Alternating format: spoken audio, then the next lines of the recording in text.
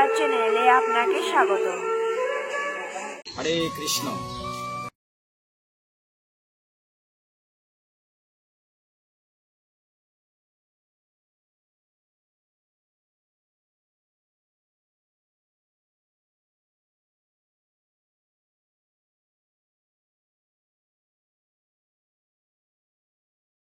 আপনাদেরকে অক্ষয় তৃতীয়ার শুভেচ্ছা, প্রণাম এবং কৃষ্ণপ্রীতি জ্ঞাপন করছি ইস্কন মন্দির হবিগঞ্জের পক্ষ থেকে। পাশাপাশি আপনাদেরকে সপরিবারে নিমন্ত্রণ জানাচ্ছি মন্দিরে। এইবার শুনুন কেন এই দিনটি এত এত পবিত্র, শাস্ত্রে কেন এই তৃতীয়ার তিথিটিকে এত গুরুত্ব দেওয়া হচ্ছে।